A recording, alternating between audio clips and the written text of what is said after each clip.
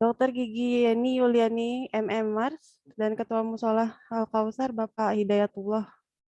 Dan tidak lupa guru kita bersama Abu Basam Umar Mita sebagai narasumber pada hari ini. Serta tak lupa yang kami hormati dokter, Bapak, Ibu, serta rekan-rekan yang telah hadir pada kajian hari ini. Perkenalkan, nama saya Dena yang selaku MC, dan izinkan saya menyampaikan susunan acara pada hari ini. Yang pertama, pembukaan dari saya sendiri, kemudian sambutan Ketua Musholah, Bapak Hidayatullah, dilanjut dengan sambutan Direktur Rumah Sakit, yaitu Dr. Gigi Yeni Yuliani, kemudian lanjut sesi utama yaitu kajian Zulhijjah, yaitu judulnya Pernak-pernik Bulan Zulhijjah yang akan disampaikan oleh guru kita yaitu Abu Basam Umar Mita LC. Dilanjut dengan tanya jawab dan doa bersama, kemudian penutup. Baik, untuk mempersingkat waktu, mari kita dengarkan Bapak Hidayatullah untuk memberikan sambutannya. Kepada Bapak Hidayatullah, silakan. Terima kasih untuk Mbak Dena. Bismillahirrahmanirrahim. Assalamualaikum warahmatullahi wabarakatuh. Alhamdulillah, segala puji bagi Allah yang telah memberikan kita nikmat, di antaranya yaitu nikmat iman, nikmat Islam, serta nikmat sehat, sehingga kita bisa kembali berkumpul di acara kajian online pada siang hari ini. Allahumma sholli wa sallim ala nabiyina Muhammad wa ala ali Muhammad. Semoga salawat salam tercurah kepada Nabi kita Muhammad SAW beserta para keluarganya, para sahabatnya, yang insyaallah pada kita sebagai umatnya. Dan saya hormati Profesor Dr. Tengku Zulkifli Jakub, yang saya hormati Dr. Syed Nurul Alam Jakub, yang saya hormati Bapak Nebrita Zakladin, selaku Direktur PT Samari Fimersiat, yang saya hormati Dr. Gigi Yeni Yuliani, selaku Direktur RSIA Samari Basra, dan yang saya hormati Ustadz Abu Basam Umar Mita yang telah berkenan hadir untuk mengisi kajian pada siang hari ini, dan yang saya hormati para direksi, para dokter, serta para karyawan dan karyawati RSIA Samari Basra. Serta saya ucapkan terima kasih kepada Syamela yang sudah bersama dalam kajian pada siang hari ini. Semoga apa yang nanti Ustadz sampaikan dapat bermanfaat untuk kita semua. Demikian dari saya, lebih kurangnya mau dibukakan pintu maaf yang sebesar-besarnya. Billahi taufiq wal hidayah. Assalamualaikum warahmatullahi wabarakatuh.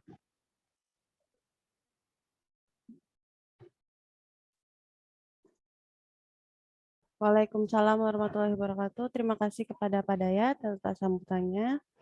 Kemudian dilanjutkan dengan sambutan dari Direktur RSIA Samari Basra kepada Dr. Gigi Yeni Yuliani. Dipersilakan. Baik, terima kasih banyak Mbak Dena, Bapak Hidayatullah, Pak Dayat. Bismillahirrahmanirrahim. Assalamualaikum warahmatullahi wabarakatuh. Alhamdulillahirabbil alamin. Alhamdulillahilladzi nahmaduhu wa nasta'inuhu wa nastaghfiruh wa na'udzu billahi min shururi anfusina wa min sayyiati a'malina may yahdihillahu fala mudilla lahu wa may yudlil fala hadiya lahu. Asyhadu an la ilaha illallah wahdahu la syarika lahu wa asyhadu anna Muhammadan abduhu wa rasuluhu wa nabiyya ba'dah. Rabbi shrah li sadri wa yassir li amri wahlul 'uqdatam min lisani yafqahu qawli.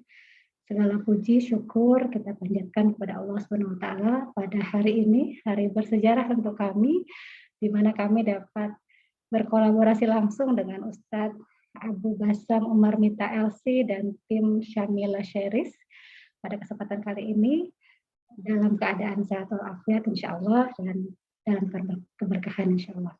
Salawat serta salam semoga selalu tercurah kepada junjungan kita Rasulullah Muhammad SAW, pada keluarga, kerabat, sahabat, dan insya Allah kita umatnya yang berharap mendapatkan syafaatnya.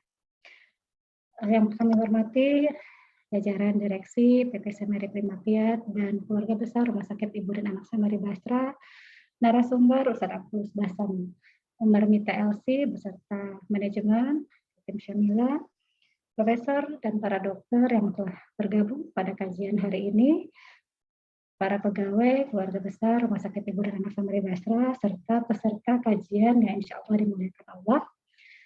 Tidak henti-hentinya kami mengucapkan syukur karena satu kebahagiaan tersendiri bagi kami untuk dapat mengikuti bahkan berpartisipasi sebagai mitra pada kajian hari ini, khususnya kajian dalam rangka menyambut Hari Raya Idul Adha Kurban yang sebentar lagi akan kita rayakan bersama. Kegiatan ini dikelola oleh pengurus Mushola Al-Kausar, Rumah Sakit Ibu dan Anak Samari Basra, Bapak Hidayatullah dan tim. Terima kasih banyak sudah rutin mengadakan kajian, kemudian juga rutin memeriahkan Hari Raya Keislaman, Idul Fitri, Idul Adha, serta hari besar lainnya, Tahun Baru Islam dan lain-lain. Kemudian juga berbagi dengan para yatim, duafa, ikut membantu meringankan para korban musibah ya, yang terakhir dengan para korban kebakaran di Pasar Gembrong ya, alhamdulillah. Semoga bisa membantu dan semoga kita bisa rutin mengadakan kegiatan-kegiatan yang dapat membantu menambah keilmuan kita, juga bisa membantu meringankan kesulitan dari para duafa, yatim, serta yang sedang tertimpa musibah. Kegiatan ini adalah salah satu kegiatan rutin yang biasa dilaksanakan oleh kami, Rumah Sakit Ibu dan Anak Samari Basra. Mudah-mudahan kami bisa istiqomah menjalankannya, dan sekali lagi terima kasih banyak kepada Ustadz dan tim. Temanya juga unik ya, menarik, pernak-pernik bulan Zulhijjah. Mudah-mudahan pernak-pernik ini tentunya juga berbagai peluang kebaikan gitu yang kami tangkap, yang bisa kita maksimalkan di bulan Zulhijjah ini. Semoga bermanfaat tentunya, dan selamat mengikuti kajian. Mohon maaf jika dari kami, dari pengurus Mushola Al-Kausar dan keluarga besar Rumah Sakit Ibu dan Anak Samari Basra ada yang kurang berkenan, mohon dimaafkan. Sekali lagi terima kasih banyak. Assalamualaikum warahmatullahi wabarakatuh. Waalaikumsalam warahmatullahi wabarakatuh. Terima kasih Dr. Gigi Yuliani atas sambutannya. Baik, kita masuk ke acara inti hari ini, yaitu kajian bersama Ustadz Abu Basam Umar Mita. Sebelum ke Ustadz, kita bacakan dulu untuk CV-nya.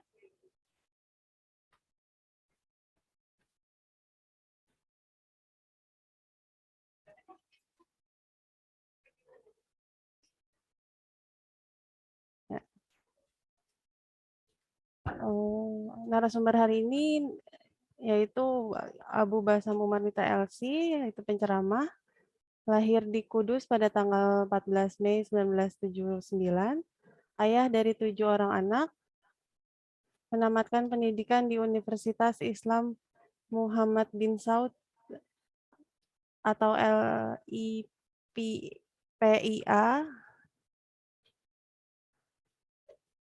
Jakarta pada tahun 2008. Di tengah kesibukan bersama saudara-saudara dakwahnya, beliau mendirikan Samela Ilmu Indonesia. Riwayat organisasi Yayasan Samela Ilmu Indonesia, yaitu Samela Ilmu Indonesia adalah sebuah yayasan dakwah yang dibentuk oleh Ustadz Abu Basam Umar Mita dengan tujuan menyampaikan dakwah secara utuh dengan tagline menyampaikan kebenaran, merangkai persaudaraan. Yang kedua, pembina Mahat IT An'amta Syamela. Mahat IT An'amta Syamela sendiri adalah sebuah lembaga pendidikan yang berbasis ilmu teknologi dan Al-Quran dengan tujuan mencetak santri yang ahli IT, bertauhid lurus, menjalankan dan mencintai sunnah, serta siap terjun dalam dunia dakwah. Menulis buku hikmah 2 Umar, Golden Ways to Jannah, A Letter to Allah, The Day After Today, Ta'aruf Ilmu. Moto menjadi keluarga di antara keramaian umat. Baik, untuk CV-nya, sekarang kita masuk ke acaranya inti, yaitu kajian Zulhijjah, yaitu pernak-pernik di bulan Zulhijjah yang akan disampaikan oleh Ustadz Abu Basam Umar Mita. Kepada Ustadz, dipersilakan. Jazakallahu khairan. Alhamdulillah senang sekali pada kesempatan hari ini berjumpa dengan seluruh komponen di Rumah Sakit Ibu dan Anak Sammari. Semoga semuanya selalu diberikan oleh Allah kebaikan dan senang sekali kita berkumpul di antara keramaian taman-taman surga dan semoga ini menjadi sebuah indikator keridhaan Allah pada kehidupan kita. Mari kita mulai kajian kita. Mohon maaf saya tidak bisa menyebutkan satu persatu nama tanpa mengurangi takzim dan hormat serta kasih sayang di antara kita yang terjalin karena keimanan dan ketakwaan yang Allah tumbuhkan. Assalamualaikum warahmatullahi wabarakatuh.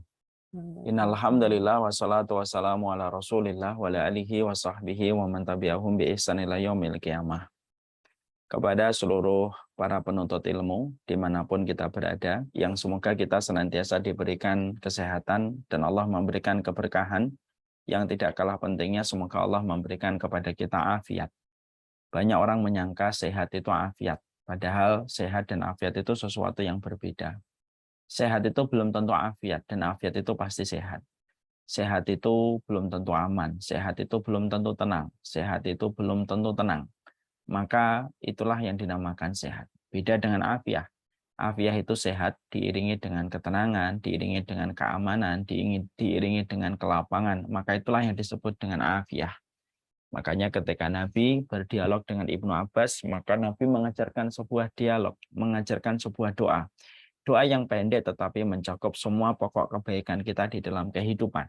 Dan yang diajarkan Nabi kepada Ibnu Abbas, Allahumma inni as'alukal afiyah. Ya Allah, sesungguhnya saya meminta kepadamu dan memohon kepadamu afiah dalam kehidupan dunia dan kehidupan di akhirat. Semoga kita mendapatkan kesehatan, mendapatkan afiah, dan paling penting juga mendapatkan keberkahan. Alhamdulillah tentunya senantiasa kita bersyukur betul kepada Allah atas seluruh nikmat yang Allah berikan kepada kita. Karena dengan kenikmatan yang kita berikan pada setiap perjalanan kehidupan kita, maka setiap orang yang dia bersyukur kepada Allah, maka dia mendapatkan dua. Dia mendapatkan ketenangan dan dia mendapatkan kesenangan. Tidak akan mungkin seseorang itu akan tenang sampai dia bersyukur, menghargai setiap karunia yang Allah berikan pada kehidupan. Orang kalau tidak bersyukur, maka dia pastinya akan senantiasa membandingkan hidupnya dengan orang lain. Dan dia tidak akan pernah merasa tenang dengan apa yang dicapai oleh orang lain dan apa yang telah didapatkan orang lain. Padahal dengan kita bersyukur, yang salah bukan apa yang baru kita dapatkan dan yang salah bukan apa yang diperoleh orang lain. Tapi yang salah itu adalah ketika kita kurang bersyukur, maka itulah yang kurang menenangkan pada kehidupan kita. Bersyukurlah apapun yang kita peroleh hari ini, bisa jadi apa yang sedang kita kerjakan, apa yang sedang kita lakukan, merupakan impian sebagian orang ketika mereka melihat kita dari kejauhan. Dan sesungguhnya dengan kita bersyukur juga menenangkan karena Allah akan memberikan kelapangan dalam kehidupan kita. Karena yang kaya belum tentu cukup, yang miskin belum tentu kurang. Berapa banyak orang yang memiliki rekening hingga miliaran tetapi belum tentu cukup apa yang telah dia peroleh. Belum tentu yang gajinya UMR dia merasa kurang. Makanya dengan kita bersyukur itu menyenangkan. Karena syukur itu berbanding lurus dengan kecukupan yang kita peroleh pada kehidupan kita. Maka inilah yang menjadikan kita bersyukurlah kita terhadap setiap karunia, setiap kebaikan yang Allah berikan dalam kehidupan kita. Semoga hati kita senantiasa sensitif untuk menerjemahkan setiap anugerah yang sudah Allah berikan kebaikan dalam kehidupan kita. Dan semoga kita tidak pernah kehilangan tenaga. Kita tidak pernah kehilangan waktu untuk selalu bersyukur kepada Allah atas setiap apa yang Allah anugerahkan dalam kehidupan kita. Kepada Allah kita bersyukur dan kepada Allah kita memaknai apapun yang telah Allah berikan pada kehidupan kita. Seluruh para penuntut ilmu yang semoga Allah rahmati dan Allah berkahi. Tentunya kita paham betul bahwasanya perjalanan kehidupan kita menuju kepada Allah ini ibarat perdagangan kita kepada Allah. Kita semuanya dengan umur yang telah kita capai, ada yang 25, ada yang 30, ada yang 35, ada yang 40, ada yang 45, dan angka yang lainnya. Pada dasarnya kita sekarang sedang menuju kepada Allah. Yang menjadi penting bukanlah ketika kita nanti sampai pada tujuan, tetapi yang terpenting adalah bekal apa yang akan kita bawa ketika kita berjumpa dengan Allah. Ada yang 30 tahun berarti kita sudah 30 tahun berjalan menuju kepada Allah. Saya 42 berarti saya telah 42 tahun berjalan menuju kepada Allah. Yang kita risaukan bukan ujung dari perjalanan kita, tetapi yang kita risaukan apa sih yang kita bawa di dalam perjalanan kita menuju kepada Allah. Inilah yang menjadikan kita harus betul-betul memaknai kehidupan. Bahwasanya kehidupan itu perdagangan kita dengan Allah, bukan perdagangan kita kepada manusia. Karena setiap perdagangan ketika kita mendapatkan feedback dari Allah Subhanahu wa taala, maka itulah yang akan menjadi perbekalan yang kita bawa ketika kita berjumpa dengan Allah. Allah sering sekali menyampaikan di dalam Al-Qur'an bahwasanya beramal soleh itu ibarat perdagangan seorang manusia menuju kepada Allah. Manusia berbuat ketaatan, manusia berbuat ibadah, maka itu adalah dagangan dia. Allah kemudian membelinya dengan rahmat dan alat tukarnya itu adalah surga. Dan itulah perdagangan seorang manusia menuju kepada Allah. Ketika kita paham bahwasanya ini perjalanan kita menuju kepada Allah dan apa yang kita lakukan dalam kehidupan merupakan perdagangan kita kepada Allah, maka salah satu di antara perkara yang kita harus pahami, dagang dengan Allah itu merupakan sesuatu yang tidak pernah merugi. Karena modalnya datang dari Allah, kemudian kita melakukan sesuatu yang kita kerjakan dalam ibadah, dan Allah itu membayarnya jauh lebih besar daripada apa yang kita jual kepada Allah ketika kita berdagang kepada Allah. Sambilkan contoh yang paling simpel. Kalau kita melaksanakan sholat sunnah fajar. Sholat sunnah fajar itu merupakan salah satu sholat sunnah yang paling ringan. Itu sholat sunnah fajar. Dilakukan tidak sampai 3 hingga 5 menit. Rakaat yang pertama disunahkan membaca Al-Kafirun. Rakaat yang kedua disunahkan membaca Al-Ikhlas. Kalau kita total ya jumlahnya 3 sampai 5 menit. Bahkan Ibunda Aisyah itu pernah berkata, kalau aku melihat sholat sunnahnya Rasulullah SAW, maka kalau aku melihat sholat sunnahnya Rasulullah dalam sholat sunnah fajar, aku menyangka seakan-akan Nabi tidak membaca Al-Fatihah karena begitu ringannya beliau melaksanakan sholat sunnah fajar. Itu menunjukkan kepada kita betapa ringannya melaksanakan sholat sunnah fajar kalau kita melakukan sholat sunnah itu. Tetapi Masya Allah ya, walaupun sholat sunnah fajar itu merupakan salah satu sholat sunnah yang paling ringan, perhatikan balasan yang Allah berikan kepada kita kalau melakukan sholat sunnah fajar secara ikhlas. Rasulullah menyampaikan, khairu minad dunya wa ma fiha. Itu lebih baik daripada dunia dan seisinya. Berarti kita bisa membayangkan berapa kuadriliun yang ada di permukaan bumi ini, dari yang di atas dan di bawah bumi, dari apa yang dimiliki oleh bumi dari timur ke barat, utara ke selatan. Kalau boleh kita total, mungkin nilainya jutaan triliun. Kalau kita total. Dan kita bisa membayangkan, kalaulah sholat 2 rakaat dengan durasi waktu antara 3 sampai 5 menit saja, setiap menitnya, mungkin setiap detiknya itu bernilai ratusan miliar.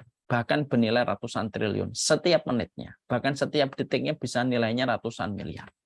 Karena apa? Karena 2 rakaat yang tidak sampai 5 menit ternyata lebih baik daripada dunia dan seisinya. Itulah perdagangan kita dengan Allah. Perdagangan kita kepada Allah itu perdagangan yang tidak pernah merugi. Perdagangan yang tidak akan pernah menyusut. Kecuali perdagangan itu akan mendapatkan balasan yang jauh lebih besar. Karena Allah ketika sudah membeli dagangan manusia dalam ibadah yang dia lakukan, dalam ketaatan yang dia kerjakan, maka Allah itu membalasnya dengan balasan yang tidak pernah terbayangkan oleh manusia kalau kita berdagang dengan Allah. Itulah gambarannya. Dagang dengan Allah itu perdagangan yang tidak pernah merugi. Dagang sama manusia itu kan pasti terkadang kita merugi. Dan berapa banyak manusia itu bisa membayar kita. Kalau ada di antara kita kerja di sebuah instansi dan kantor gajinya 100 juta. Itu besar kalau dilihat per bulan. Tapi kalau dibedah lagi per menit dan dibedah lagi per detik, mungkin kita per menitnya tidak sampai 10.000. Karena memang bekerja sesama manusia itu memang manusia tidak bisa membalas kecuali sesuai dengan kelemahan mereka, sesuai dengan kekurangan mereka juga. Tapi kalau kita bekerja dan berdagang kepada Allah, maka sesungguhnya kita bekerja dan berdagang kepada Zat yang Maha Kaya, Zat yang tidak lagi memerlukan dunia, Zat yang sudah selesai urusan dunia karena dialah yang menciptakan dunia, maka perdagangan dengan pemilik dunia itu perdagangan yang paling menguntungkan. Ini kita harus paham. Maka setelah kita memahami perdagangan itu adalah kehidupan orang yang beriman, tentunya perdagangan yang kita lakukan menuju kepada Allah itu terpengaruh dengan waktu. Karena perdagangan itu tidak selalu stabil setiap waktunya. Ada waktu-waktu yang sangat mempengaruhi nilai transaksi dan profit yang kita peroleh ketika kita berdagang. Itulah yang kita pahami dalam teori ekonomi. Contoh, tahun awal-awal 2000-an, bisnis yang paling prospek itu salah satunya adalah properties.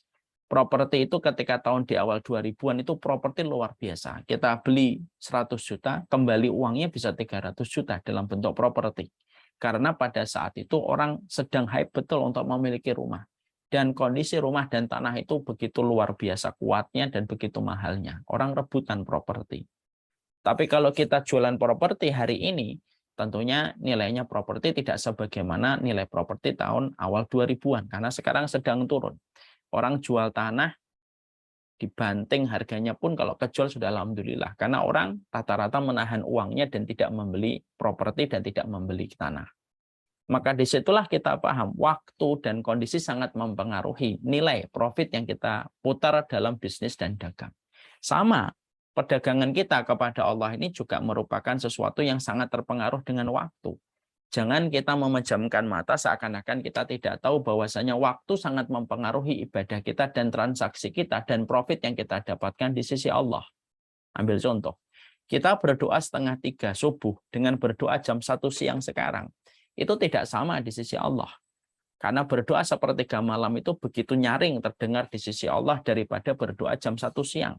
Karena apa? Karena 1/3 malam memiliki nilai keutamaan yang besar ketika Allah turun ke langit dunia dan mendengarkan rintihan dan pinta para hambanya di tengah 1/3 malam yang terakhir. Beda dengan kita berdoa jam 1 siang. Dan itu sangat terpengaruh itu. Sangat mempengaruhi. Sedekah ketika di luar bulan Ramadan dengan sedekah di dalam bulan Ramadan tentunya berbeda. Sedekah di luar bulan Ramadan dapat dikali lipat menjadi paling banyak 700 kali lipat. Tapi sedekah di bulan Ramadan tentunya dilipat gandakan dengan kelipatan yang luar biasa besar dan hanya Allah yang tahu saking besarnya kelipatan ketika kita bersedekah di bulan Ramadan. Kenapa berubah Ustadz? Pahalanya karena dipengaruhi oleh waktu. Karena setiap waktu itu tidak memiliki makna yang sama dalam kehidupan Allah. Sebagaimana nilai waktu bagi kita tidak semuanya sama. Bulan Februari, bagi orang yang lahir di Februari tentunya maknanya berbeda dengan mereka yang lahir di bulan Mei. Saya lahir di bulan Mei. Tentunya saya menyikapi Mei berbeda dengan mereka yang lahir di bulan Agustus. Sama dengan negara yang kita cintai. Negara yang kita cintai menempatkan bulan Agustus tidak sama dengan bulan Desember, tidak sama dengan bulan Januari. Kenapa? Karena bulan Agustus itu merupakan bulan di mana waktu diproklamirkan kemerdekaan bangsa Indonesia. Makanya pada bulan Agustus kita mendapati banyak nabi mendapatkan remisi pada bulan Agustus.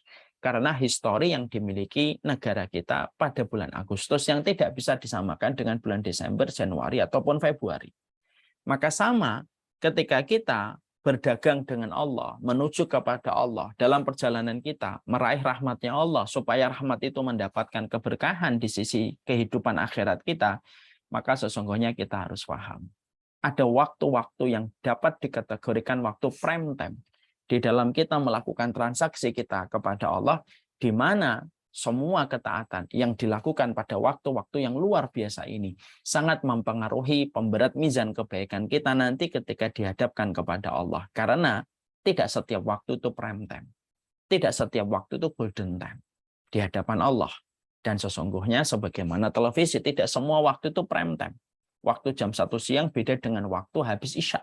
Karena waktu habis Isya prime time ketika manusia, keluarga berkumpul setelah lelah melakukan aktivitas. Maka sesungguhnya pun sama. Tidak semua waktu itu prime time di dalam melakukan ketaatan di hadapan Allah. Dan kita, selaku orang yang ingin berdagang dengan Allah, ketika kita tahu perdagangan kita dengan Allah merupakan perdagangan yang tidak pernah mengenal kata rugi, tapi perdagangan yang mengenal profit yang paling besar di hadapan Allah, maka kita harus paham 3 waktu prime time yang telah digariskan dan disampaikan oleh Rasulullah. Supaya kita tahu 3 waktu itu apa saja dan bagaimana kita memaknai 3 waktu itu. Terutama kepada salah satu waktu yang akan menjadi perhatian kita. 3 waktu ini kapan? Para ulama kemudian menyampaikan. Ada 3 waktu yang merupakan prime time-nya kita. 1, 10 hari yang terakhir di bulan Ramadan. Ya, ini merupakan waktu yang luar biasa. di mana Allah itu meminta kepada setiap manusia kalau mereka di bulan Ramadan untuk melambatkan laju aktivitas dunianya tetapi melejitkan aktivitas akhiratnya. Ada syariat iktikaf, ya. Ada syariat memperbanyak tilawah ketika 10 hari yang terakhir karena keutamaannya besar. Karena pada 10 hari yang terakhir maka Allah turunkan Al-Qur'an pada 10 hari yang terakhir. Makanya para ulama mengatakan kalau ditanya malam, tidak ada malam yang paling utama. Tidak ada malam yang paling utama kecuali adalah malam 10 hari yang terakhir di bulan Ramadan. Dengan adanya Lailatul Qadar. Adanya itikaf di waktu malam, adanya doa Allahumma innaka afuwun tuhibbul afwa fa'fu anni. Maka itu menunjukkan kepada kita kepada sebuah pendapat bahwasanya 10 hari yang terakhir merupakan prime time kita melakukan ketaatan. Transaksi yang terjadi dengan Allah pada 10 hari yang terakhir di bulan Ramadan tidak akan pernah sama dengan transaksi ketaatan dan parade ibadah yang dilakukan di luar 10 hari yang terakhir pada bulan Ramadan. Ini yang kita harus paham. Yang kedua, waktu yang memiliki keutamaan begitu besar di sisi Allah setelah 10 hari yang pertama di bulan Ramadan, yaitu adalah 10 hari yang terakhir di bulan Ramadan, yaitu adalah 10 hari yang pertama di bulan Dzulhijjah. Maka sesungguhnya nilai transaksinya itu begitu besar di sisi Allah. Ini profitnya besar sekali di sisi Allah Subhanahu wa taala. Makanya sampai dikatakan 2 bulan yang tidak pernah mengenal kerugian atau 2 bulan yang tidak pernah berkurang. Syahrani la yanqusani syahru idin Ramadan wa Dzulhijjah. 2 bulan yang keutamaannya tidak akan pernah berkurang itu kata Rasulullah Shallallahu alaihi wasallam di dalam hadis itu adalah bulan Ramadan dan bulan Dzulhijjah. Dan bulan Dzulhijjah itu terletak pada 10 hari yang pertama. Ini keutamaannya besar. Makanya sampai Nabi menyampaikan di dalam salah satu riwayat yang sahih, "Ma min ayyamin al-amalu shalih fiha ahabba ilallah min hadhil ayyamil ashr."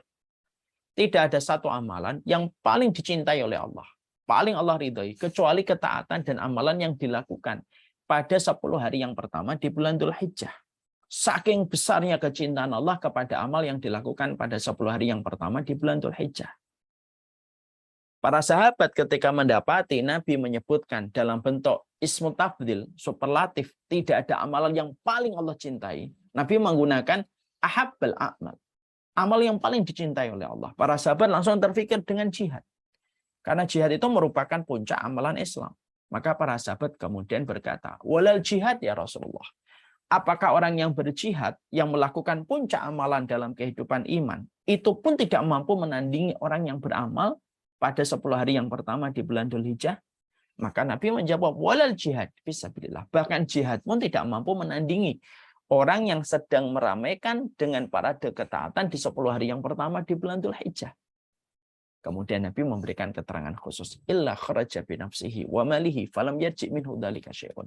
Kecuali orang yang jihad membawa hartanya, membawa nyawanya lalu dia tidak pulang dua-duanya. Kecuali pulang hanya namanya saja ketika gugur dalam perjalanan jihadnya. Maka ini yang paling puncak.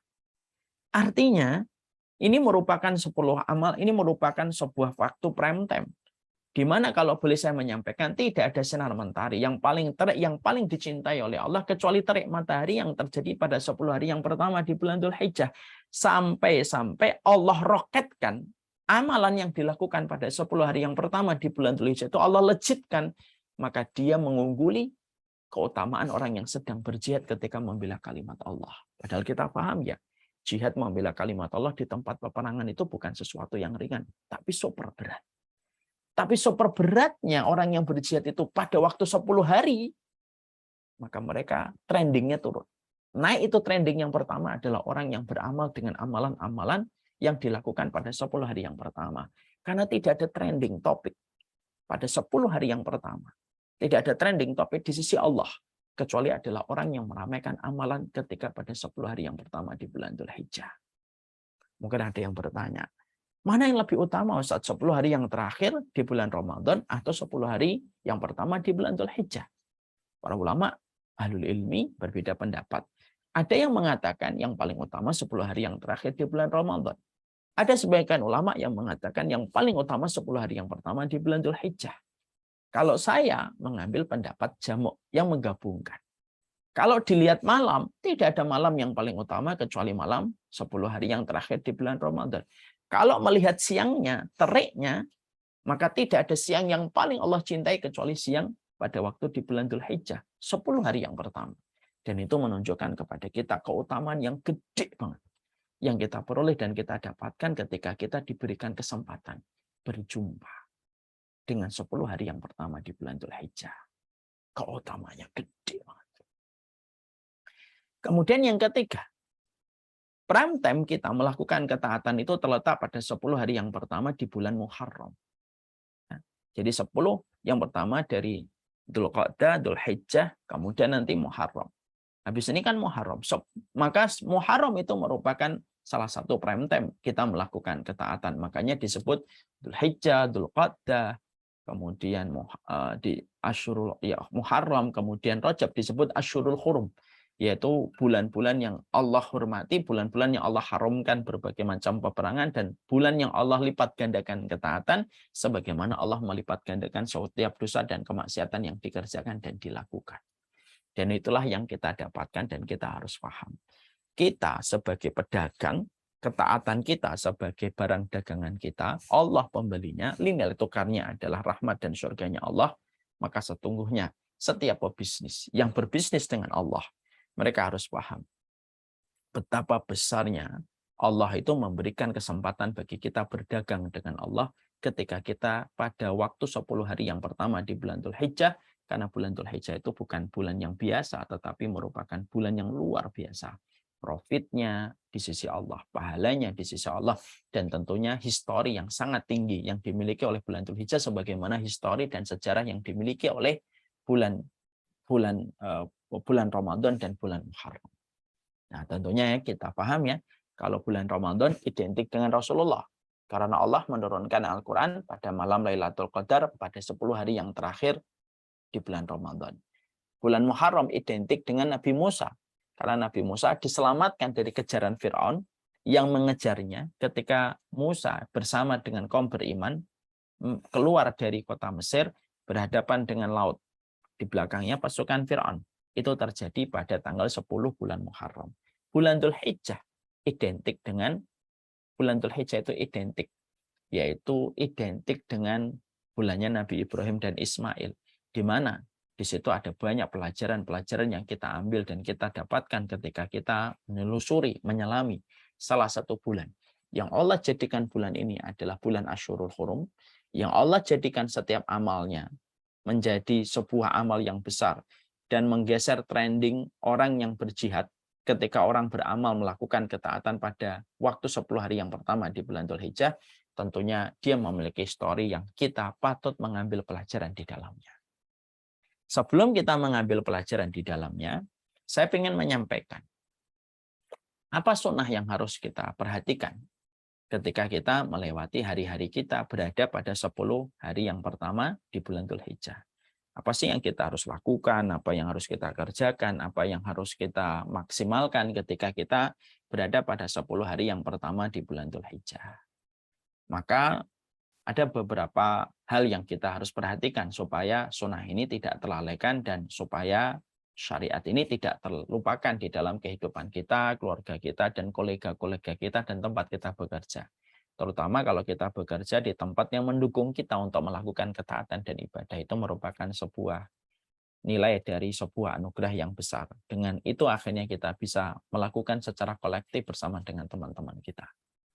Maka sebelum kita menyampaikan apa yang harus dilakukan ketika kita di bulan Dzulhijjah, sebelum kita membagi dan menceritakan tentang historinya, ada beberapa hal. Ada yang kita harus pahami. Kenapa bulan ini dinamakan Dzulhijjah? Bulan ini dinamakan dengan Dzulhijjah itu diambil dari dua akar kata, du dan hijjah atau hajjah. Du itu artinya memiliki, hajjah itu artinya haji. Artinya, kenapa bulan ini dinamakan dengan bulan Dzulhijjah? Karena bulan ini merupakan bulan ketika di dalamnya rombongan orang yang datang dari seluruh penjuru dunia, mereka menjadi tamunya Allah ketika melaksanakan haji. Bulan yang memiliki haji itu ya bulan Dzulqa'dah dan Dzulhijjah. Puncaknya haji itu ya wukuf, dan itu hanya di bulan Dzulhijjah. Puncaknya haji itu wukuf. Dan itu terjadi pada tanggal 9 bulan Dzulhijjah.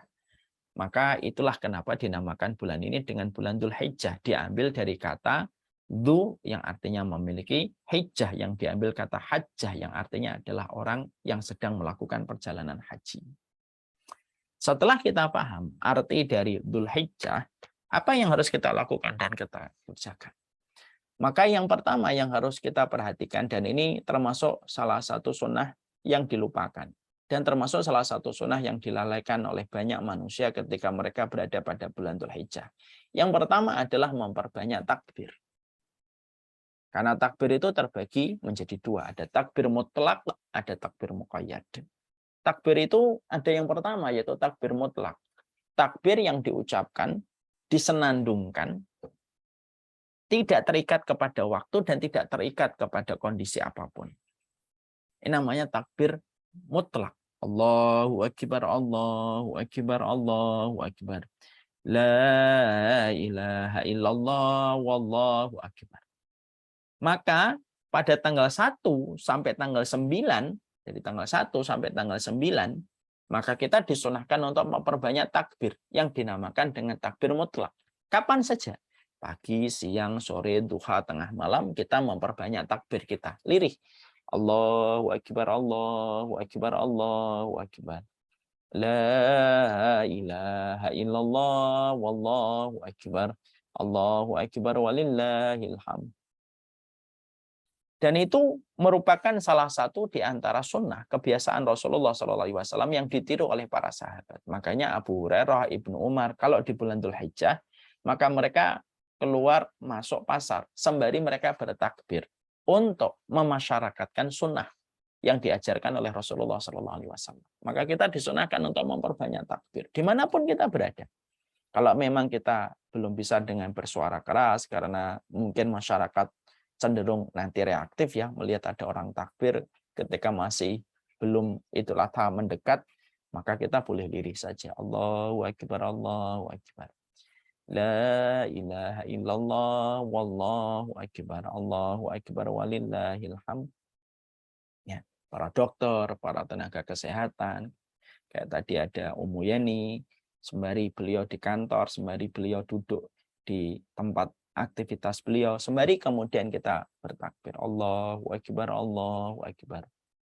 La ilaha illallah, wallahu akbar, Allahu akbar walillahil hamd. Waktu tanggal 1 sampai tanggal tasyrik itu merupakan waktu yang paling Allah senangi untuk mengagungkan namanya Allah. Jadi Allah itu paling senang ketika namanya diagungkan ketika di bulan Dzulhijjah. Karena ini berkaitan tentang nampak jelas bagaimana Nabi Ibrahim mampu menyempurnakan perintahnya Allah ketika diberikan ujian yang berat. Dan ini menjadi sebuah pengingat kita bahwasanya tidak ada yang paling besar pada kehidupan kita kecuali adalah Allah ketika kita bertakbir. Dan fungsi dari takbir itu bukan sesuatu yang kosong. Tapi fungsi dari takbir itu mengingatkan, shock terapi untuk kita bahwasanya tidak ada yang paling besar kecuali adalah Allah. Dan Allah paling senang setiap bibir kita yang basah ketika 13 hari yang pertama di bulan Dzulhijjah kemudian kita bertakbir. Antara tanggal 1 sampai tanggal 9 maka kita bertakbirnya kapan saja, di mana saja. Baik itu dengan suara keras, silahkan. Dengan suara pelan-pelan, silahkan. Dan ini harus kita perhatikan dan termasuk sesuatu referensi yang kita harus sampaikan kepada keluarga kita. Makanya kan keluarga kita harus kita dudukkan, kita ajak ngomong. Anak-anak kita ini bulan Dzulhijjah banyak takbir. Takbirnya kapan saja. Sembari nunggu ketika kita mau puasa, kita mau berbuka, nunggu makanan kita disiapkan. Allahu Akbar, Allahu Akbar. La ilaha illallah, wallahu akbar, Allahu akbar walillahil hamd. Kita bertakbir. Ada takbir yang kedua yang disebut dengan takbir muqayyad. Takbir muqayyad itu takbir yang diucapkan karena terikat dengan kondisi dan keadaan. Ketika sudah tanggal 10, ketika kita sudah sholat Idul Adha, kita kemudian bertakbir dengan takbir muqayyad. Takbirnya habis sholat. Dan itu dilakukan dalam kurun waktu 4 hari, tanggal 10, 11, 12, 13. Selesainya pada waktu asar, tanggal 13 hari tasyrik. Dan itu tidak bisa dilakukan kapan saja. Naik mobil takbir. Enggak. Takbirnya habis sholat bersama dengan imam. Maka itu disebut dengan takbir muqayyad. Takbir mutlak, ada takbir muqayyad. Dan itu dilaksanakan pada tanggal 1 sampai tanggal 13 hari tasyrik. Dan itu menunjukkan kepada kita ini salah satu di antara pengagungan. Sembari dengan kita bertakbir menghadirkan kembali makna. Betapa besarnya Allah dalam kehidupan. Selain Allah itu kecil, remeh, temeh. Dibandingkan dengan keagungan dan kebesaran Allah di dalam nama dan sifat-sifatnya. Tentunya bertakbir tidak boleh kita bertakbir tanpa kita menghadirkan konsep merenung secara utuh tentang takbir yang kita ucapkan. Harus mindfulness. Jadi harus betul-betul sadar sesadar-sadarnya tentang takbir. Bahwasanya kalau sudah bertakbir, apapun masalah dunia, apapun risiko, apapun hal-hal buruk yang kita khawatirkan, semuanya hilang. Sembari kita menghadirkan Allah, karena tidak ada orang yang mengingat Allah, menghadirkan Allah pada hatinya, dan melisankan Allah di dalam takbirnya, kecuali Allah paling senangi itu dilakukan pada bulan Dzulhijjah. Ini yang pertama. Yang kedua, yaitu disunahkan bagi kita ketika kita di bulan Dzulhijjah, yaitu memperbanyak ketaatan secara umum. Ya, memperbanyak sholat, terutama di waktu siangnya, memperbanyak sholat sunnah, memperbanyak tilawah, terutama pada waktu paginya, siangnya, sorenya, kita memperbanyak tilawah, kita membaca Al-Quran. Bahkan kalau kita mampu menargetkan untuk khatam Al-Quran, itu jauh lebih baik menghatamkan khatam Al-Quran selama 10 hari yang pertama di bulan Dzulhijjah. Berarti satu harinya dibagi 3. Kalau sekarang kita hari Rabu berarti Jumat, Sabtu, Ahad, Senin, Selasa, Rabu. Dah tanggal 6 Dzulhijjah. Bagi yang memulainya pada hari Jumat. Bagi yang memulainya Kamis sekarang sudah tanggal 7. Ya, kita memperbanyak tilawah, kita memperbanyak sedekah. Terutama sedekah waktu pagi, subuh. Karena semua yang dilakukan pada 10 hari yang pertama ini tidak akan pernah sama dengan bulan-bulan lain ketika kita mengerjakan ketaatan. Ini sebagaimana di awal tadi saya menyampaikan, ketaatan dan ibadah sangat dipengaruhi oleh waktu. Dan waktu Dzulhijjah sangat mempengaruhi pahala di sisi Allah. Dan termasuk salah satu amalan yang utama itu apa? Melazimi puasa 9 hari di bulan Dzulhijjah. Dimulai tanggal 1 sampai tanggal 9. Puncaknya 9 hari kita puasa itu puncaknya puasa Arafah. Itu yang paling puncak, yang mampu menghapuskan dosa 1 tahun sebelumnya dan 1 tahun setelah dan 1 tahun setelahnya. Ya. Makanya kalau 9 hari kita berpuasa, karena apa?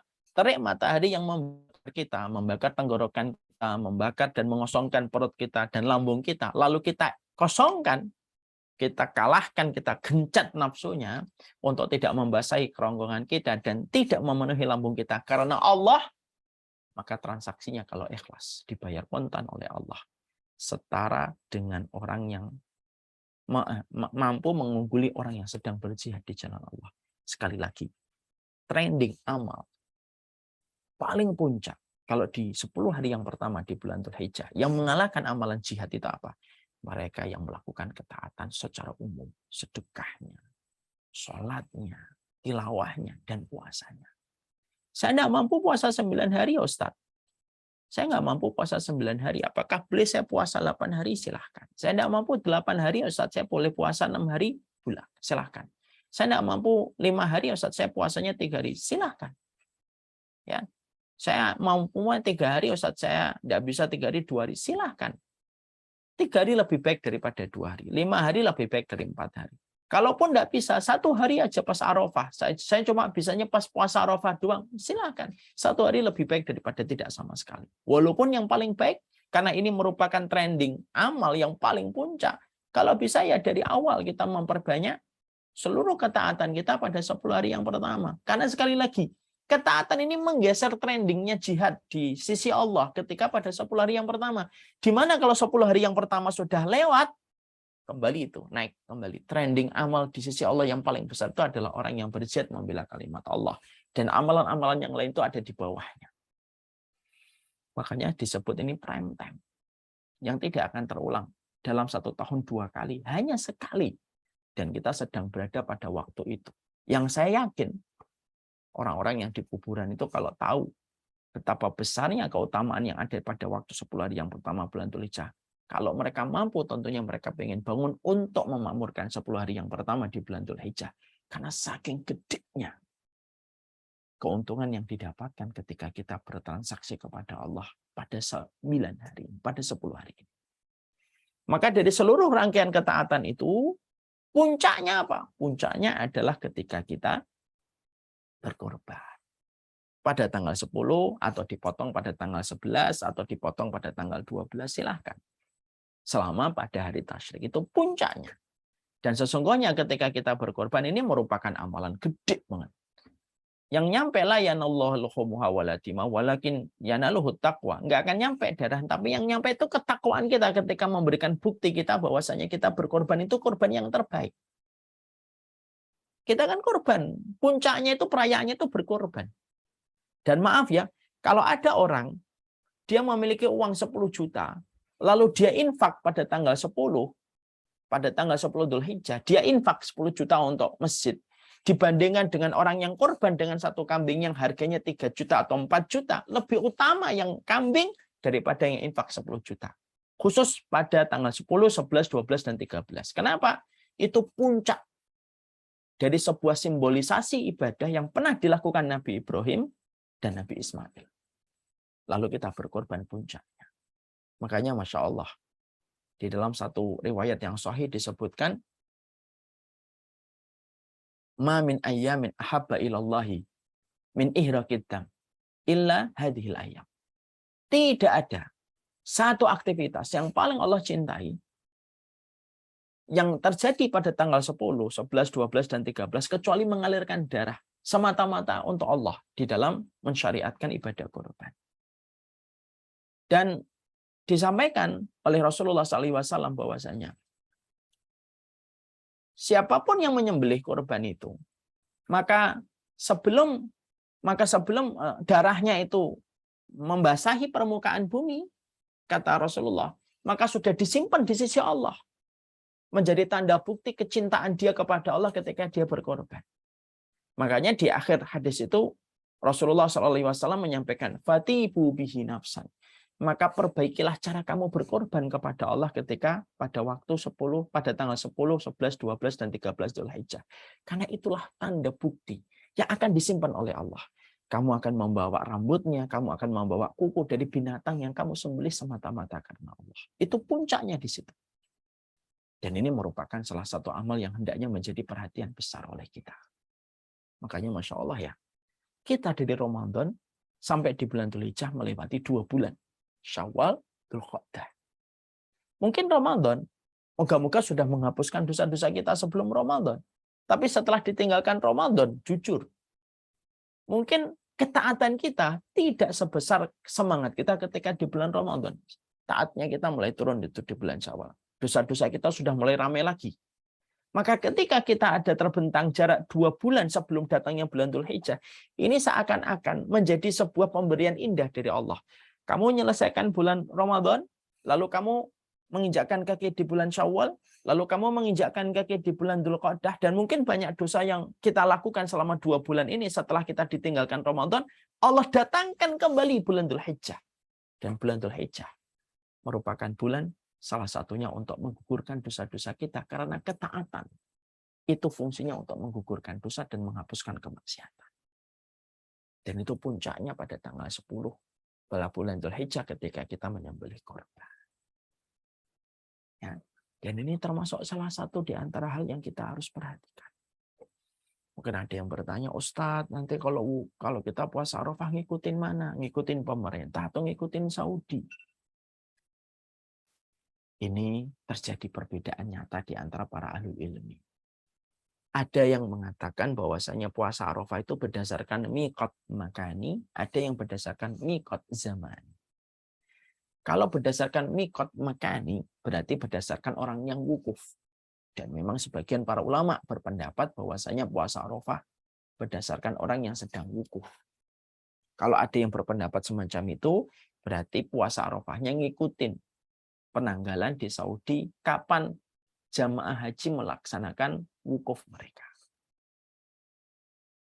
Ini namanya miqat makani. Tapi ada yang disebut dengan miqat zamani. Miqat zaman itu adalah berdasarkan waktu. Berdasarkan waktu. Berdasarkan waktu itu artinya adalah berdasarkan waktu itu berdasarkan penanggalan kita. Kalau penanggalan kita hari ini di Indonesia ternyata lebih lambat 1 hari karena hilal tidak terlihat pada hari Kamis, sampai akhirnya kita menyempurnakan bulan Dzulqa'dah dan jatuhnya hari Jumat kita baru melaksanakan 1 pada bulan Dzulhijjah, maka kita tidak ada masalah.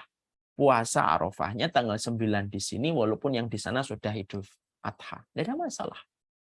Dan kalau kita mendapati perbedaan semacam ini, tidak usah kita cakar-cakaran. Tidak perlu bagi yang mengambil puasa Arafahnya berdasarkan tempat, lalu menyalahkan puasa Arafah yang berdasarkan waktu. Dan orang yang melaksanakan puasa Arafah berdasarkan penanggalan, tidak usah menyalahkan orang yang puasa Arafah berdasarkan kepada tempat yang ada di Mekah. Dua-duanya nyata terjadi perbedaan yang didasari oleh referensi-referensi yang jelas. Dan tidak perlu bagi kita untuk membenturkan. Fikih itu luas, yang sempit itu hati kita. Fikih itu luas, yang sempit itu hati kita. Jadi tidak usah dibenturkan. Dan ingat, puasa Arafah itu sunnah. Adapun menjaga diri kita dari tidak menyakiti saudara muslim, tidak mendolimi, tidak memusuhi, bahkan kita diperintahkan mencintai, itu kewajiban. Dan kewajiban tidak boleh rusak gara-gara sunnah. Yang mustahab. Dan itu harus menjadi perhatian kita. Kalau ada di antara Bapak dan Ibu, saya ngikutin wukuf di Arafah, Ustaz. Enggak, silahkan. Itu pun memiliki referensi dan dalil-dalil kuat tentang masalah itu. Itu yang disebut dengan miqat makani. Kalau kemudian ada di antara kita, kalau saya memilih pendapat kepada penanggalan di sini. Karena apa? Karena saya teringat kepada sebuah hadis yang datang dari Nabi SAW. Saumukum yawma tasumun, wa fitrikum yawma tuftirun, wa adhakum yawma tudahun. Berpuasalah kalian bersama dengan masyarakat yang kebanyakan di sekitar kalian berpuasa. Beridul fitrilah kalian bersama dengan masyarakat di sekitar kalian. Dan beridul adhalah kalian bersama dengan masyarakat di sekitar kalian. Saya mengikuti pemerintah. Supaya tercipta kalimat kebersamaan di kawasan kita. Ketika kita bersama-sama dengan masyarakat. Itu pilihan saya berdasarkan penanggalan. Dan tidak berdasarkan kepada tempat. Dua-duanya memiliki referensi dalil yang sahih. Tidak usah dibenturkan. Nggak usah nanti ribut. Yang benar berdasarkan wukuf. Yang benar berdasarkan tanggal. Bertengkar, cakar-cakaran. Ketika habis bertengkar malah nggak puasa. Itu kan malah lebih parah. Yang terpenting kita puasa. Dan ini termasuk ranah dan khilaf di antara para ulama. Nah inilah yang menjadikan kita memahami, inilah pernak-pernik ibadah yang sering terlupakan, yang sering terlalaikan oleh kita. Sekali lagi saya tidak pernah bosan mengatakan, trending topik ibadah kita itu adalah amalan jihad. Tapi pada 10 hari yang pertama, trending itu tergeser. Seluruh ketaatan yang kita lakukan pada 10 hari yang pertama di bulan Dzulhijjah, maka sesungguhnya itu digantikan dengan ketaatan. Dan saya mengatakan kepada Bapak dan Ibu, di antara 9 hari ini, mana yang paling puncak waktunya, Ustaz? Yang paling puncak waktunya, freeze ya, videonya ya.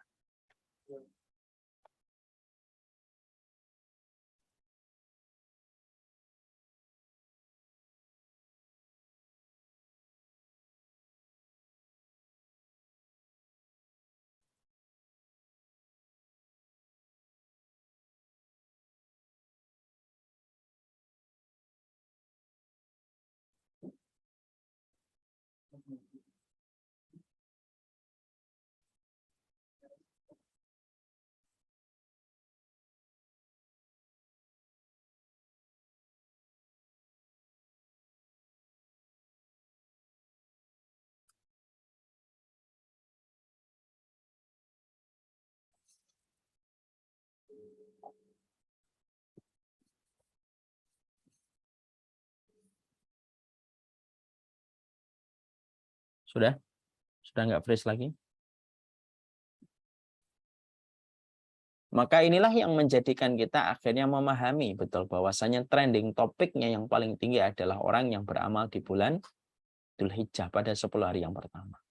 Maka di antara menit dan di antara detik yang berpindah kepada menit-menit yang berpindah kepada jam-jam yang berpindah kepada hari pada 10 hari yang pertama di bulan Dzulhijjah, puncaknya kapan Ustaz? Puncaknya pada tanggal 9. Tanggal 9 Dzulhijjah merupakan waktu di mana Allah paling banyak membebaskan manusia dari api neraka. Saya ulang kembali. Tanggal 9 Dzulhijjah. Tanggal 9 Dzulhijjah merupakan puncak parade ketaatan pada 10 hari yang pertama di bulan Dzulhijjah. Puncaknya pada tanggal 9. Di mana pada tanggal 9 Dzulhijjah 9 Dzulhijjah itu merupakan momen istimewa sekali. Di mana pada momen ini Allah paling banyak membebaskan manusia dari api neraka. Dan tidak pernah kita dapatkan momen Allah membebaskan manusia dari api neraka sebanyak pada tanggal 9 Dzulhijjah dan sebagaimana pada 10 hari yang terakhir di bulan Ramadan. Makanya yang kita lakukan kalau sudah tanggal 10, maka puncaknya tanggal 10 itu kita perbanyak. Ya, kita perbanyak pada tanggal 9. Pada tanggal 9 itulah perbanyak sedekah dari pagi. Pagi kalau bisa sudah mandi pagi. Mandinya bersih sebelum subuh. Niat malam pada tanggal 9 itu kita sudah berdoa sama Allah. Ya Allah besok tanggal 9. Hari yang paling engkau cintai ya Allah. Hari Arafah. Hari yang engkau ridhoi ya Allah. Hari ketika engkau telah menyempurnakan agama ini menjadi agama yang paling engkau ridhoi dan engkau tetapkan menjadi agama bagi kami orang yang beriman. Itu tanggal 9 Dzulhijjah. Ya Allah, berilah kekuatan saya pada tanggal 9 Dzulhijjah. Sebelum subuh sudah mandi, bersih. Ya, karena ini hari besarnya kita. Sudah sahur kita pagi. Pagi sudah melakukan ketaatan. Semua perkara yang bisa mengalihkan kita dan mengacaukan pikiran kita dari Allah harus di-off-kan dulu pada tanggal 9 itu. Sedekah-sedekah sudah disiapkan. Sedekah kemana, sedekah kemana, sedekah kemana. Yang nilai dari sedekah itu panjang ke depan, misalkan untuk dakwah bisa panjang ke depan. Maka itu harus kita maksimalkan. Kemudian tilawah kita perbanyak pada tanggal 9 itu. Puncaknya ketika mendekati asar. Habis asar, terus sampai maghrib. Selesai. Itu puncaknya. Saya mau wanti-wanti kepada saya secara pribadi, wanti-wanti kepada keluarga yang saya cintai.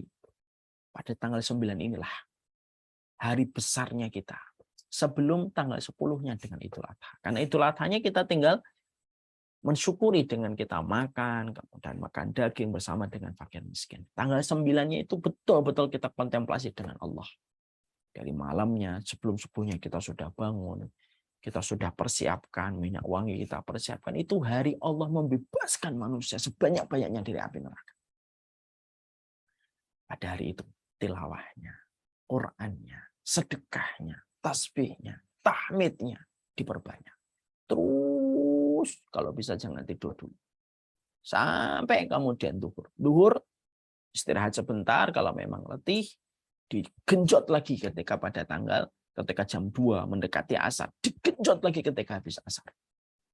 Semoga kita termasuk salah satu orang yang dibebaskan dari api neraka ketika kita bertransaksi secara istimewa pada tanggal 9 Dzulhijjah. Berarti kalau kita hitung kapan itu? Kalau orang yang mengikuti pemerintah bersama dengan mayoritas kaum muslimin di Indonesia itu jatuhnya hari Sabtu ya. Jumat, Sabtu, Ahad, Senin, Selasa, Rabu, Kamis, Jumat, Sabtu. Hari Ahadnya kita itu apa? Bagi yang mengikuti mayoritas masyarakat muslim di sini. Bagi yang mengikuti Saudi, berarti jatuhnya hari Jumat. Bagi Jumat ya. Dan kita kemarin mulia ya, kita kemarin Masya Allah ya, kita mendapati 2 kali Jumat yang terjadi di bulan Dzulhijjah. Dan seluruh para ulama bersepakat, kalau ada pada 10 hari yang pertama, kok di situ ada Jumatnya, berarti itu Jumat yang paling sangat istimewa. Sebagaimana Jumat pada 10 hari yang terakhir di bulan Ramadan. Dan kita mendapati 2 kali Jumat. Jumat yang pertama pada tanggal 1 Dzulhijjah, Jumat yang kedua pada tanggal 8. Kemudian pada tanggal 9-nya, kemudian kita melaksanakan puasa Arafah. Itulah pernak-pernik ibadahnya. Adapun tentang historinya dan lain sebagainya, qadarullah ya, waktu kita tidak cukup, sudah jam 2.15 sudah 1 jam lebih dari waktu yang diberikan. Ini sebenarnya masih ada pelajaran-pelajaran penting di bulan Dzulhijjah tentang bagaimana Ibrahim, bagaimana peran Ibunda Hajar, bagaimana peran Ismail di dalam bulan Dzulhijjah. Kenapa dinamakan hari Tarwiyah, kenapa dinamakan hari Arafah. Itu penjelasannya masih agak panjang ya, karena waktu jualah yang membatasi. Kita cukupkan pada kesempatan hari ini pembahasan kita tentang penak-penik ibadahnya. Kita belum membahas historinya, tapi tidak apa-apa. Yang terpenting penak-penik ibadah ini mampu kita manfaatkan dan kita jadikan ilmu yang kita kaji. Kesempatan hari ini menjadi berkah dengan kita mengerjakan dan mengamalkan secara kolektif bersama keluarga yang kita cintai. Barakallahu fikum, ini yang dapat saya sampaikan. Saya serahkan kembali kepada pembawa acara. Terima kasih Ustadz atas penjelasannya. Jadi di 10 hari pertama Dzulhijjah itu kita banyak sunnah yang bisa kita kerjakan ya Ustadz ya. Perbanyak takbir, membaca Al-Quran, tilawah Al-Quran, perbanyak sedekah, puasa di 9 hari pertama dan berkurban. Serta puncaknya di tanggal 9 Dzulhijjah. Ini ada pertanyaan Ustadz yang sudah masuk.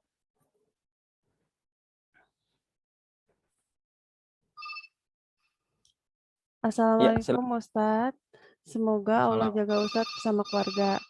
Ustadz izin bertanya, amalan 10 hari pertama juga itu apa? Tadi sudah dijawab ya. Iya. Kemudian ada lagi pertanyaan sama. Nih, apabila seorang wanita sudah bekerja ingin berkurban dengan uang sendiri tanpa sepengetahuan ayahnya, apakah boleh? Dikarenakan ayah wanita tersebut belum memahami agama dan pastinya dimarahi jika mengetahui bahwa wanita tersebut berkurban. Ada seorang wanita berkorban. Iya. Tanpa sepengetahuan ayahnya, karena ayahnya belum memahami agama dan pasti akan dimarahi jika wanita tersebut berkurban.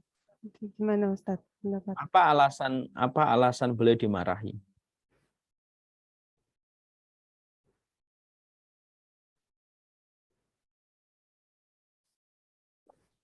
Di sini sih tidak dijelaskan, cuma ditanya karena belum memahami agama sang ayahnya.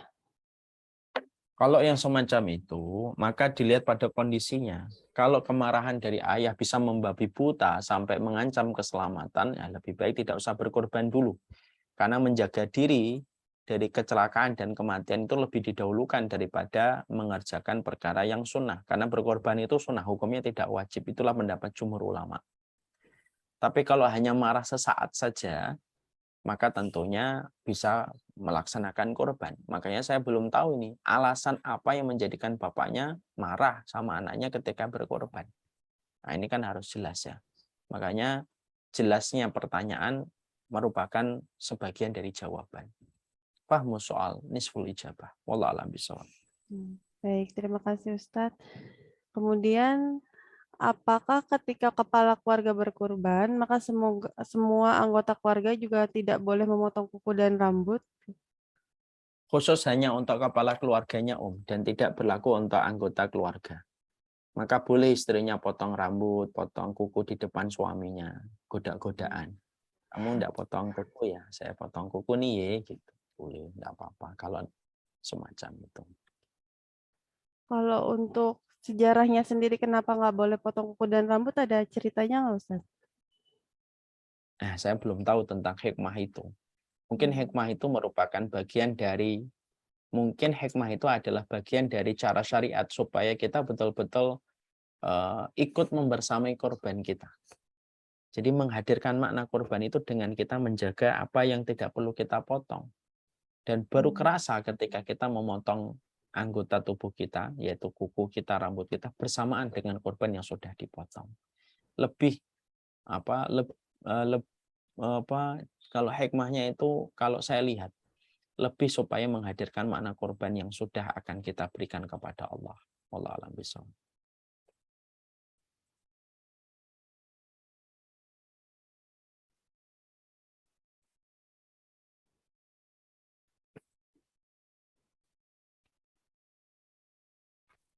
Kemudian ada pertanyaan lagi nih Ustaz. Jika terjadi perbedaan penetapan hilal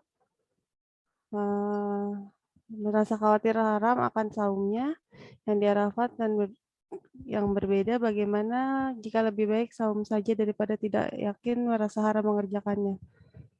Jadi nggak yakin mau ikut mekot yang mana gitu kayaknya Ustaz. Itu kayak gimana? Kan tidak boleh ragu-ragu ya sebenarnya. Itu lebih baik gimana Ustaz? Gimana Ibu? Mau ikut yang dari Saudi atau pemerintah merasa ragu-ragu itu baiknya gimana? Nggak usah Iya. ragu, ngapain harus ragu? Pilih salah satu yang menurut Ibu kuat, dengarkan dalilnya. Kalau saya tadi sudah menyampaikan dalil saya secara sederhana banget, basic, saya kenapa memilih penetapan di sini. Ibu silakan dengarkan pendapat yang mengatakan ngikutin Saudi. Nggak perlu kita bingung, nggak perlu kita overthinking. Santai saja kalau mendapati semacam ini. Tentunya santai ini bukan berarti kita meremehkan, enggak. Tetap kita berikan porsi perhatian kita. Kita belajar yang di sini, kita belajar di sini sembari kita milih. Apapun pilihan itu yakin. Karena ibadah itu butuh keyakinan. Wallahu a'lam bishawab. Ada lagi nih Ustadz, untuk kurban, misal kita belum mampu kurban 1 domba, maka kita patungan untuk beli domba 1 di atas namakan kurban tetap 1 orang. Apakah diperbolehkan? Kalau kita apa? Maaf. Belum mampu untuk beli 1 domba sendiri, tapi kita diusahakan patungan untuk beli 1 domba. Patungan dengan siapa? Jadi beli domba patungan di atas namakan 1 orang. Itu apakah boleh? Enggak, dengan siapa? Teman kerja kah? Dengan siapa patungannya? Misalkan dengan teman kerja atau dengan Tidak, keluarga. itu namanya iuran, bukan korban. Korban itu minim adalah kambing 1 orang. Gitu. Kalau sapi boleh 7 orang. Kurang dari 7 boleh. Uang dibagi 7 aja boleh, apalagi misalkan saya sapinya 5 orang doang, Ustaz, nggak apa-apa, nggak ada masalah. Baik, terima kasih Ustaz. Ada yang mau nanya langsung, dipersilahkan. Tadi ada yang raise hand.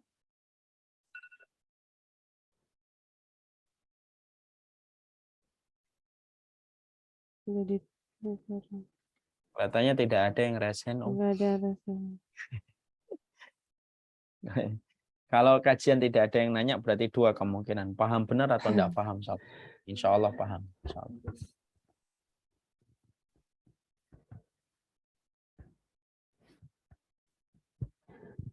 Ada lagi yang bertanya nih Ustaz, bisakah berkorban atas nama yang sudah meninggal?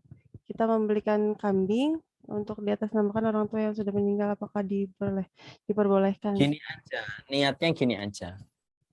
Kita niatkan untuk kita dan keluarga kita. Maka insya Allah itu pun nyampe kepada keluarga kita yang meninggal dunia. Itu titik tengahnya gitu. Di antara pro dan kontra yang membolehkan dan tidak. Untuk berkorban kepada yang telah meninggal. Contoh, saya berkorban sapi. Atas nama saya aja. Atas nama Umar Mita. Untuk siapa? Untuk keluarganya Umar Mita.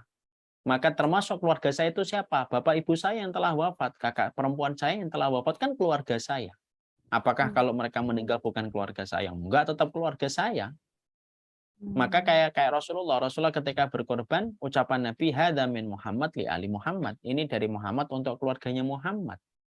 Berarti kalau dari Muhammad untuk keluarganya Muhammad, berarti pada saat itu ada keluarganya Rasulullah yang masih hidup, ada sebagian keluarga Rasulullah yang sudah wafat. Semuanya dapat kok. Karena tidak ada mantan keluarga. Hanya gara-gara dipisahkan dengan kematian kan. Mentang-mentang mati, kemudian berarti itu bukan keluarga saya. Kenapa? Dia sudah mati. Oh, enggak, tetap keluarga kan. Maka itu titik tengahnya. Kalau ngikutin perbedaan, ada yang pro dan kontra. Ada yang mengatakan boleh berkorban atas nama orang yang meninggal. Ada yang mengatakan nggak boleh berkorban atas nama yang sudah meninggal. Itu ada pro dan kontranya. Sudahlah. Kalau kita semacam itu, saya memberikan sebuah jalan win-win solution.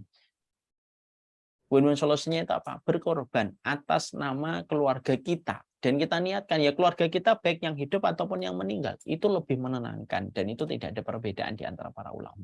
Wallahu a'lam bishawab.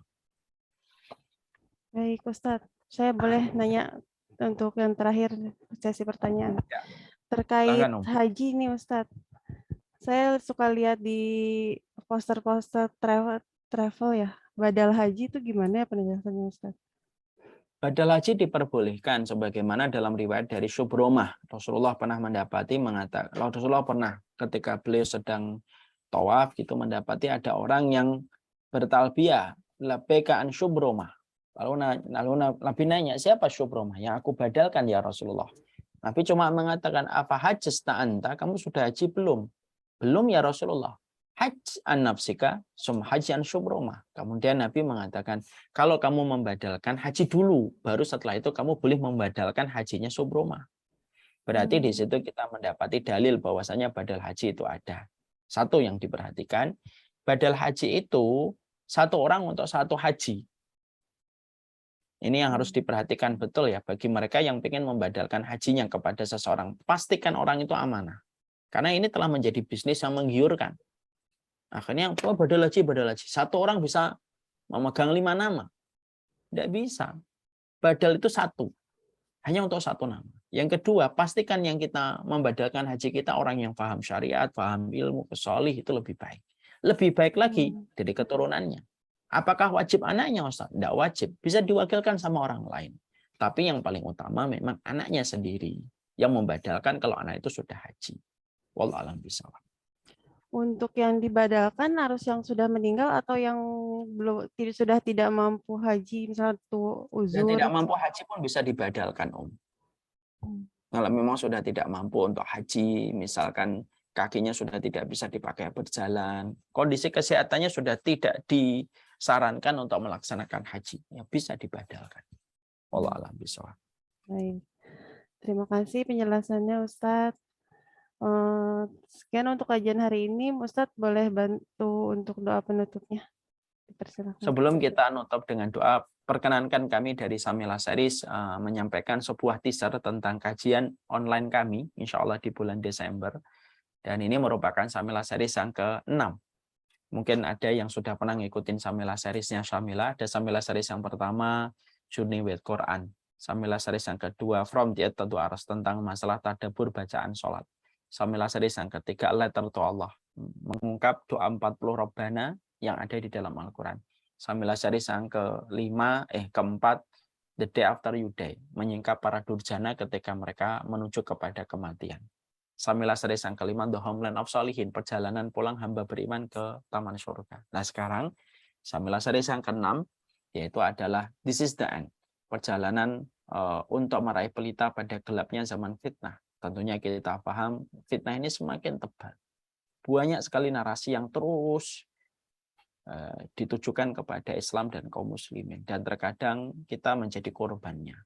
Dan kita ingin selamat pada zaman fitnah. Dan selamatnya kita pada zaman fitnah itu tidak bisa dengan hanya berharap dan berdoa, tapi harus dieksekusi dengan ilmu dan referensi. Oleh karenanya kami akan menyelenggarakan Samila Series yang ke-6. Insya Allah selama 12 pertemuan berturut-turut secara online. Tentunya dengan packaging yang terbaik sebagaimana sudah kami lalui di dalam Samila Series. Nah, ini teasernya. Sebagai sebuah reminder.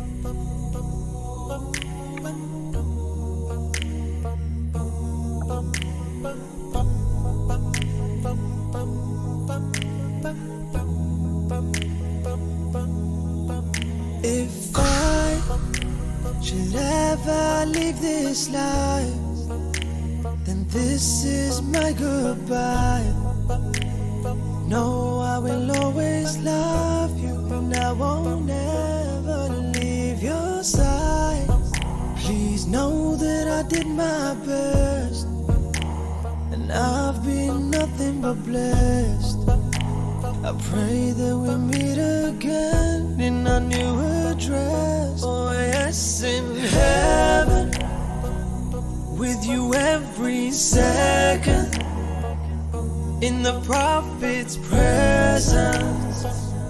So take this moment to remember all the good times, remember all my love. Bagi yang berminat untuk menjadi penuntut ilmu pada Samila Series, silahkan untuk bergabung bersama-sama dengan kita. Pendaftaran di nomor 0857 751 50057. Nanti admin akan share di kolom chat. Semoga bermanfaat. Mari kita tutup dengan sebuah doa. Allahumma inna nas'aluka bi annaka antallah al-ahadus samad alladzi lam yalid wa lam yulad wa lam yakul lahu kufuwan ahad. Rabbana zalamna anfusana wa illam taghfir lana wa tarhamna lanakunanna minal khasirin. Ya Allah, kami memohon ya Allah pada keberkahan bulan ini, pada waktu yang sangat Engkau cintai di antara 10 hari yang pertama di bulan Dzulhijjah. Kuatkanlah dan berikanlah kami istiqomah di dalam ketaatan, di dalam tasbih kami, di dalam tilawah kami, di dalam puasa kami ya Allah. Ya Allah, jadikanlah setiap transaksi kebaikan yang kami perhatikan, kami kerjakan, kami lakukan pada bulan ini menjadi pemberat mizan kebaikan kami. Ya Allah, jadikanlah setiap ketaatan yang kami lakukan menggugurkan dosa-dosa dan kemaksiatan yang telah kami lakukan, ya Allah. Dan jadikanlah bulan ini bulan berkah dan menjadi saksi di hadapan Engkau ketika kami dihadapkan pada pengadilan-Mu. Wassalamualaikum warahmatullahi wabarakatuh. Alhamdulillahirabbil alamin.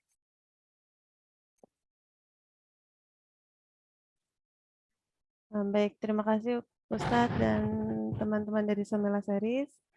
Terima kasih atas kajiannya. Semoga kajian hari ini dapat menambah ilmu dan menambah keimanan kita kepada Allah Subhanahu wa taala. Assalamualaikum warahmatullahi wabarakatuh. Assalamualaikum warahmatullahi wabarakatuh. Waalaikumsalam warahmatullahi wabarakatuh. Pamit Jazakallah semuanya. khairan. Jazakallah khairan, Pak Ustadz. Semuanya barakallahu fiik.